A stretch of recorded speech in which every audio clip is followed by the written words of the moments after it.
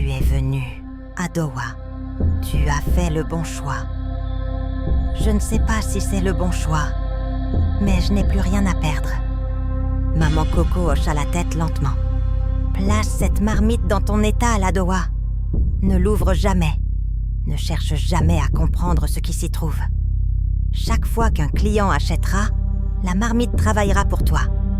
Et les clients reviendront encore et encore. Bienvenue dans les histoires fantastiques de Mama Aya.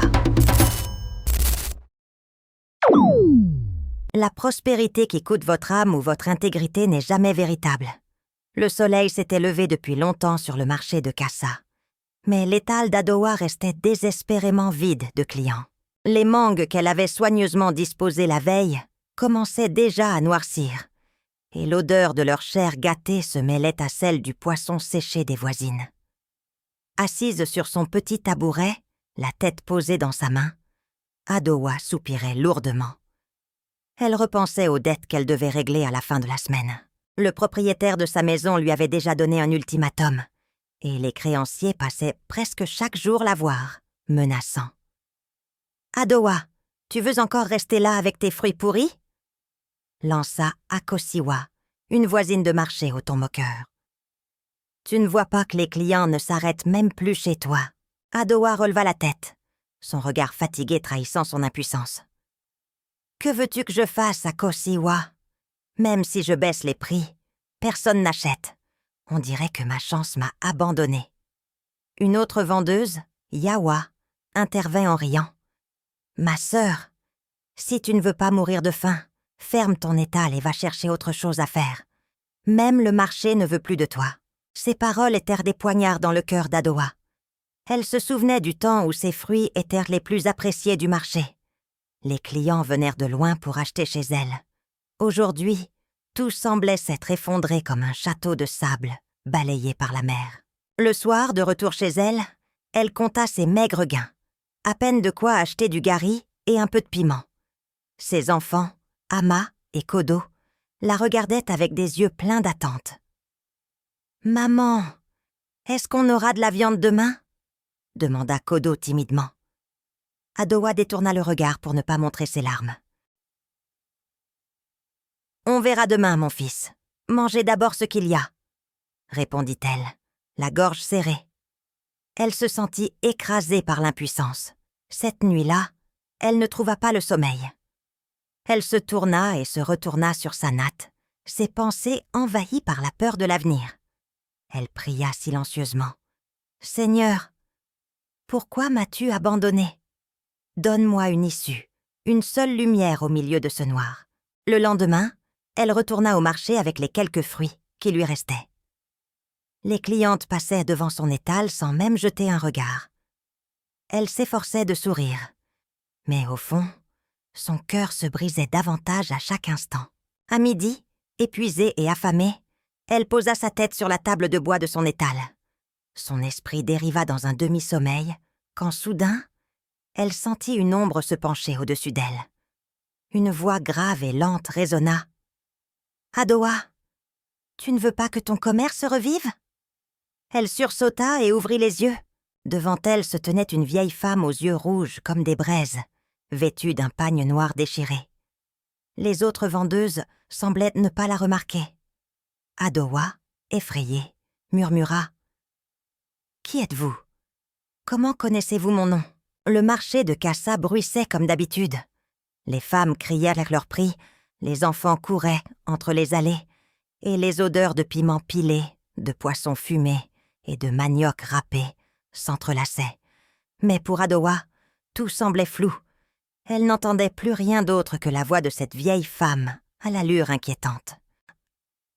« Je m'appelle Maman Coco », dit la vieille en s'approchant davantage. Sa voix était grave, mais ses yeux rouges donnaient l'impression de percer l'âme. « Je sais pourquoi tu souffres, Adowa. Tu veux revoir les clients affluer comme avant, n'est-ce pas ?» Adowa recula légèrement, le cœur battant. « Comment savez-vous qui je suis ?» Un sourire étrange étira les lèvres de Maman Coco. « Ici, tout le monde connaît Adowa, la vendeuse qui a perdu sa gloire. Mais moi, je connais plus que ça. Je sais que tes dettes te poursuivent, que tes enfants dorment parfois le ventre vide. Tu n'as plus le choix, ma fille. » Les jambes tremblantes, Adowa chercha à détourner la conversation. « Je ne veux pas de problème. Laissez-moi tranquille. » Mais maman Coco posa une main froide sur son épaule. « Je ne viens pas t'apporter des problèmes, Adowa. Je viens t'apporter une solution. Une aide. » Elle fit une pause, puis ajouta dans un souffle. « Si tu acceptes, demain ton étal sera plein de clients. » Le cœur d'Adowa s'emballa. Ses yeux brillèrent un instant d'espoir, mais elle secoua vite la tête. « C'est impossible.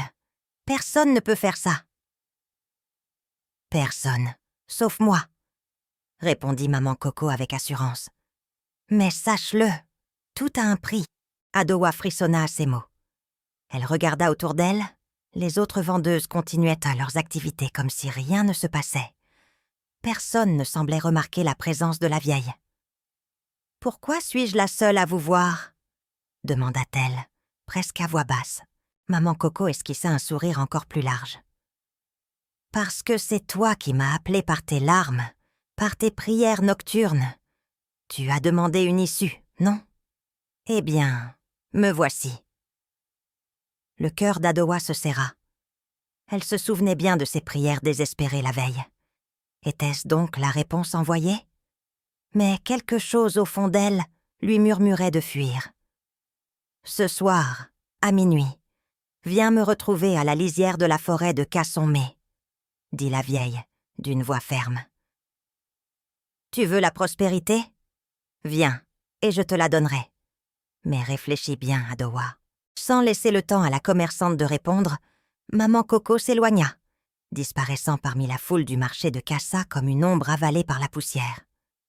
Adowa resta figée, le souffle court, les mains moites.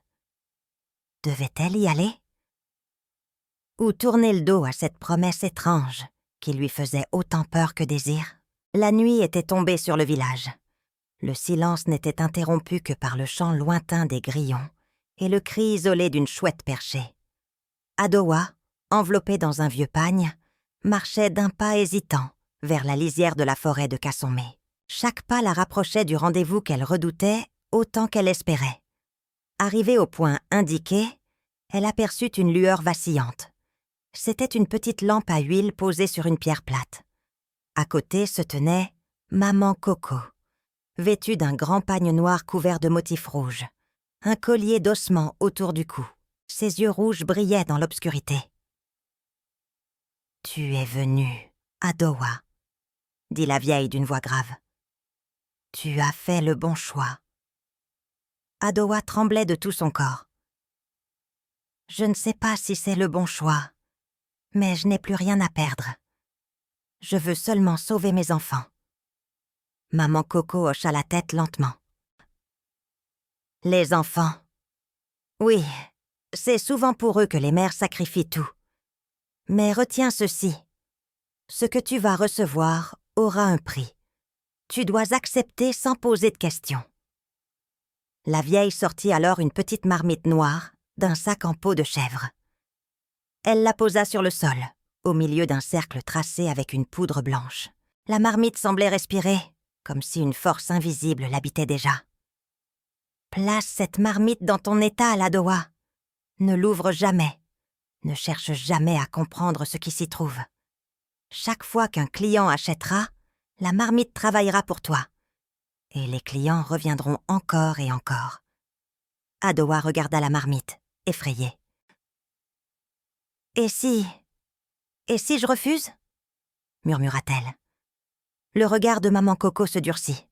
« Alors, la misère continuera de dévorer tes enfants, jusqu'à ce qu'il ne reste plus rien. » Un long silence pesa entre elles.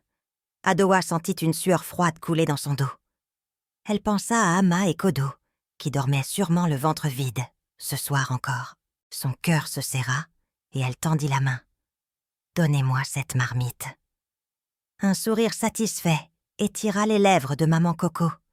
Elle plaça la marmite dans les mains tremblantes d'Adowa. « Le pacte est scellé, ma fille.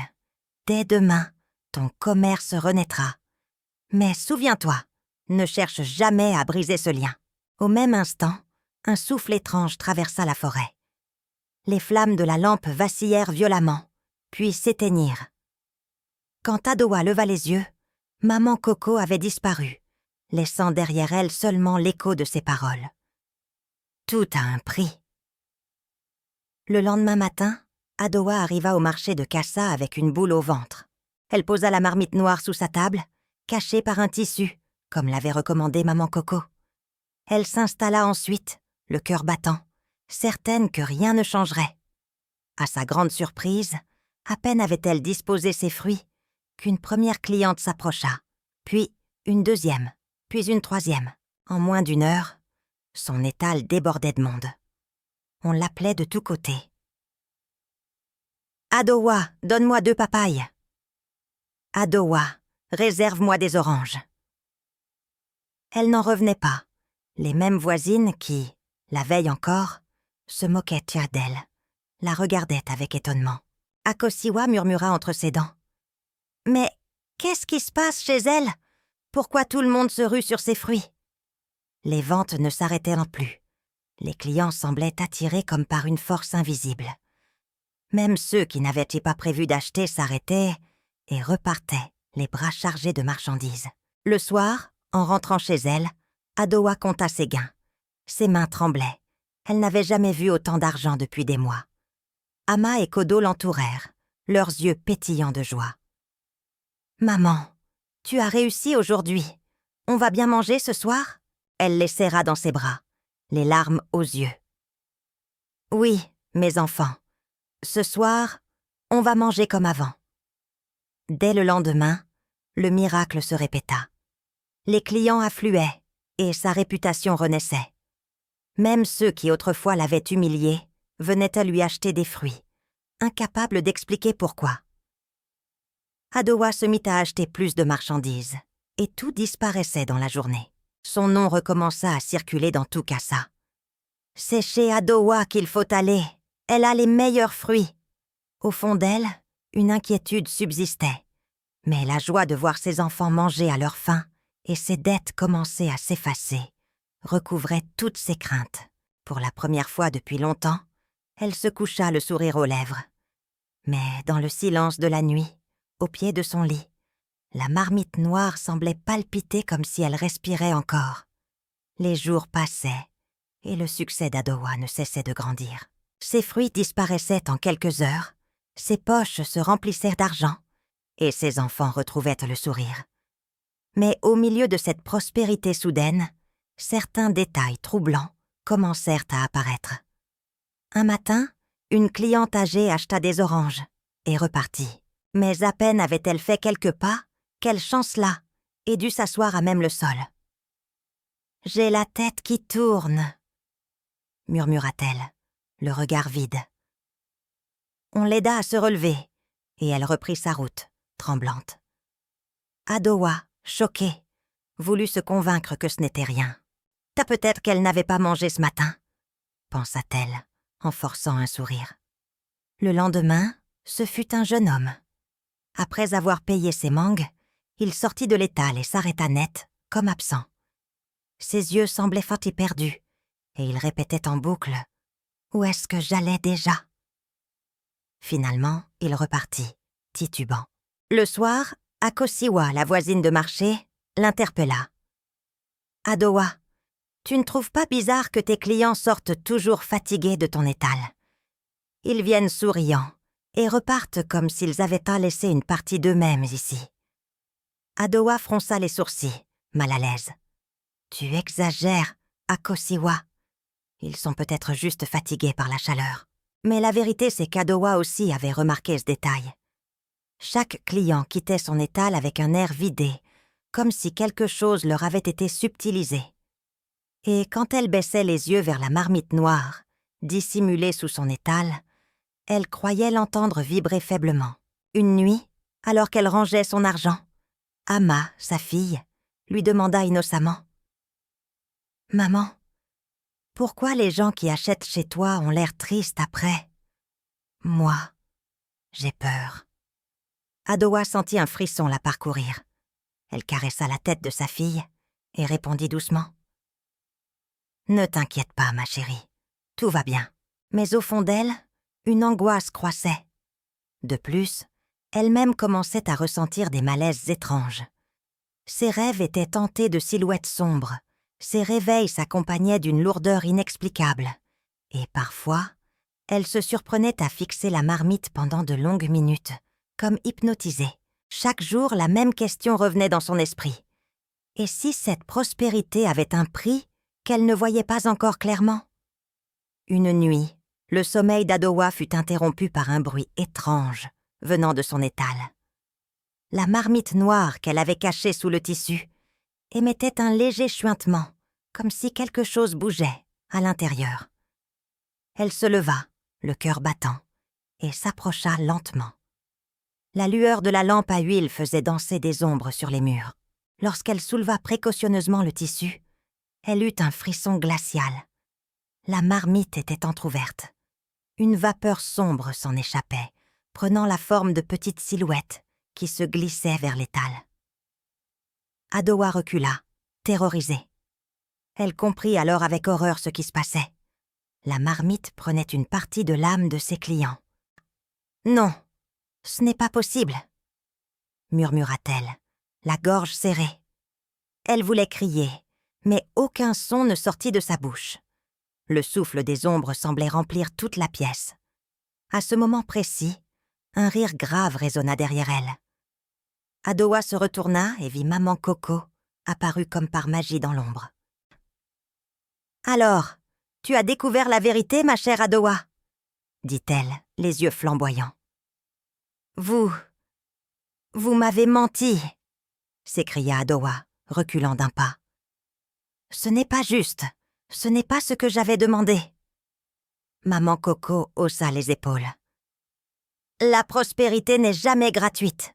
Tu as voulu sauver tes enfants, et maintenant tu comprends le prix à payer. Tu ne peux plus reculer. » Adowa sentit son souffle se bloquer. Elle observa les ombres se mêler aux flammes de la lampe, comme vivantes. Chaque client qui était passé dans sa boutique avait laissé un fragment de son âme, et cette force obscure s'accumulait maintenant dans sa boutique. « Que dois-je faire ?» demanda-t-elle, la voix tremblante. « Comment arrêter ça ?»« Tu ne peux pas arrêter, » répondit maman Coco froidement. « Tant que la marmite est là, le marché des âmes continue. Tu as choisi Adowa. Maintenant, tu es lié à elle, pour toujours. » Les semaines suivantes, le commerce d'Adowa continua de prospérer de manière spectaculaire. Les clients affluaient chaque jour, et ses poches étaient remplies d'argent qu'elle n'avait jamais osé imaginer. Mais cette richesse soudaine avait un goût amer. Elle se levait chaque matin, avec une lourdeur dans le corps et dans l'esprit. Ses mains tremblaient, parfois lorsqu'elle comptait ses gains, et un frisson glacé lui parcourait l'échine à la vue de la marmite noire cachée sous son étal. Ses enfants, Ama et Kodo, restaient joyeux, inconscients du mal qui grandissait autour de leur mère. Mais Adowa sentait son énergie se vider à mesure que les jours passaient. Elle dormait mal, et des cauchemars étranges la hantaient. Des silhouettes sombres réclamaient des voix qu'elle reconnaissait. Même au marché, les gens remarquèrent son changement. « Adowa, tu n'as plus le même sourire, » lui disait Akosiwa. « Tu sembles fatiguée, malade. » Mais personne n'osait poser de questions sur la marmite mystérieuse. Les clients continuaient de partir avec un air vide, mais maintenant, elle voyait aussi leurs mains trembler ou leur peau pâlir. Chaque transaction la rendait un peu plus consciente du prix invisible qu'elle payait pour sa prospérité. Son cœur était partagé entre la joie de nourrir ses enfants et la peur qui rongeait son âme. Elle essayait de prier, de demander pardon, mais les ombres dans la marmite semblaient se nourrir de ses doutes et de sa culpabilité. Un jour, une vieille cliente qu'elle connaissait depuis des années la regarda fixement. « Adowa, quelque chose ne va pas. Tu n'es plus la même. » Les mots frappèrent comme un coup de tonnerre La commerçante baissa les yeux, incapable de répondre. Ses amis et voisins commencèrent à s'éloigner. Les rumeurs circulaient.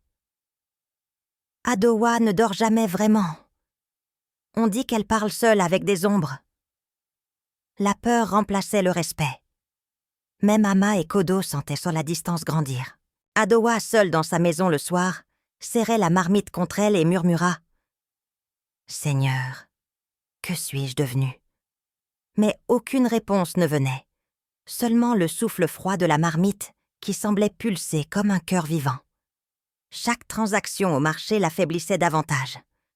Elle perdait peu à peu son humanité, son rire s'était éteint, et sa vitalité s'évaporait comme la rosée au soleil. Elle savait que sa prospérité n'était qu'une illusion, mais elle ne pouvait s'arrêter. Même maman Coco ne réapparaissait plus, et cela rendait la situation encore plus terrifiante. La sorcière avait planté le pacte, et maintenant, Adowa était seule face aux conséquences de son choix. La commerçante comprit enfin l'ampleur de sa chute. La richesse matérielle l'avait sauvée de la misère immédiate, mais elle la vidait lentement de son âme. Et dans son regard, on voyait désormais la peur d'une fin inévitable qu'elle ne pouvait éviter. Adowa s'assit seule dans sa boutique un soir, les mains posées sur la marmite noire. Ses yeux fatigués scrutèrent l'objet avec peur et résignation.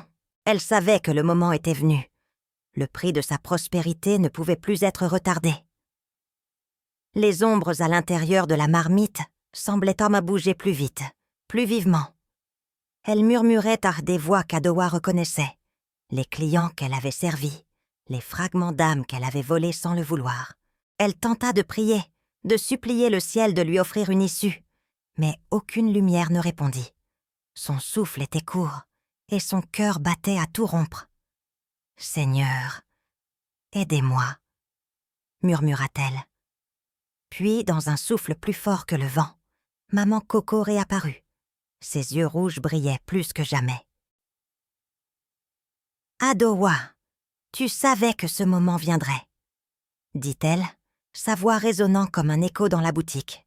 « Non, je ne savais pas, je n'avais pas compris, » s'écria Adowa, les larmes aux yeux. « Je voulais juste sauver mes enfants, je ne voulais pas... Pas ça !» Maman Coco hocha lentement la tête. « Chaque choix a un prix, ma fille. Tu voulais prospérer, et maintenant tu dois payer. La marmite réclame ton âme en échange de tout ce que tu as reçu. » Adowa sentit un frisson glacé parcourir son corps. Ses jambes fléchirent, et elle tomba à genoux devant la marmite. « Non, je ne peux pas, je ne peux pas !» sanglota-t-elle. Mais les ombres s'échappèrent de la marmite et commencèrent à l'enlacer, serrant son corps et aspirant sa force vitale. Elle sentit son énergie se dissoudre, comme si chaque fibre d'elle-même était aspirée vers le vide. « Adieu, Adowa !» murmura maman Coco en disparaissant dans un souffle sombre, laissant la boutique silencieuse et figée. Le lendemain matin, l'étal était vide. La marmite noire gisait sur le sol, intacte mais immobile. Les clients passèrent devant sans s'arrêter, comme si le lieu n'existait plus. Les enfants d'Adowa, Ama et Kodo arrivèrent au marché en courant. Leur mère n'était plus là.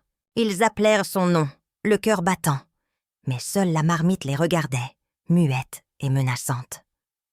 Ainsi, la prospérité d'Adowa avait coûté le prix ultime, sa propre âme. Son étal demeura plein de richesses matérielles, mais vide de vie, comme un avertissement pour tous ceux qui chercheraient à obtenir le succès par des voies interdites. À vous, mes enfants, maman Aya vous conseille de ne jamais céder à la tentation de solutions faciles pour obtenir richesse ou succès. La prospérité qui coûte votre âme ou votre intégrité n'est jamais véritable. Travaillez avec patience, honorez vos valeurs et protégez votre cœur, car tout ce qui est obtenu au prix de votre essence vous laissera vide et seul. C'était votre conteuse dans les histoires fantastiques de Mama Aya.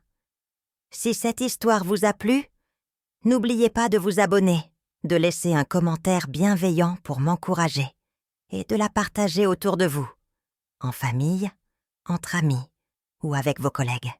Et surtout, dites-moi en commentaire ce que vous avez ressenti en écoutant ce récit.